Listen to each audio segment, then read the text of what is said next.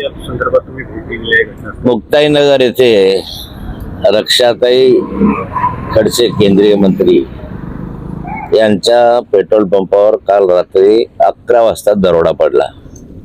यामध्ये 5 लोक सामील होते. 2 मोटरसायकलवर आले होते. तिघांकडे कट्टे होते, बंदुका होत्या आणि या माध्यमातून त्यांनी धाक दाखवला आणि इथे सीसीटीव्ही कॅमेरे फोडले.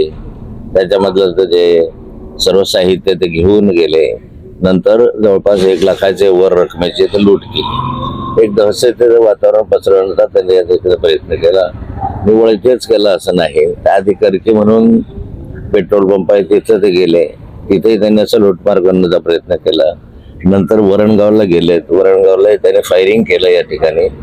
अशा स्वरूपाची घटना एकंदरीत घडली. माझं सरकारला एवढं म्हणणं आहे की केंद्रीय गृहमंत्र्यांची प्रॉपर्टी या ठिकाणी सुरक्षित नाही आहे. तर सर्वसामान्य माणसाचं काय?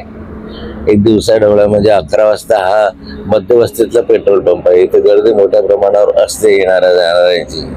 आणि अशाच ठिकाणी पोलीस यंत्रणा काय करते? अलीकडच्या कालखंडामध्ये जळगाव जिल्ह्यामधली कायदा सुव्यवस्था बिघडलेली आहे. 2 वर्ष झाले इतक्या मोठ्या प्रमाणावर गुटख्याचे धंदे, गांजा, अफू, चरस याच्या संदर्भामध्ये कुठे 40 गावला पकडतात, मुक्ताईनगरला पकडतात. राजकीय संरक्षण असल्याशिवाय ह्या गोष्टी इथे घडू शकत नाही. पोलीस यंत्रणा राजकीय दबावाखाली काम करतात म्हणून या जिल्ह्यातली गुंडागर्दी वाढलेली आहे, चोऱ्या वाढल्या आहेत, दरोडे वाढलेले आहे. आता इथे कोम्बिंग ऑपरेशन केलं तर शेकड्यानं या ठिकाणी आपल्याला देशी कट्टे मिळू शकतील अशी स्थिती आहे. पोलीस यंत्रणा हप्ते खाण्यामध्ये मशगूल आहे आणि या पोलीस यंत्रणा निष्क्रिय झालेली आहे. जिल्ह्यातलीच खूप मोठ्या प्रमाणावर दरोड्यांची वगैरे संख्या होत आहे.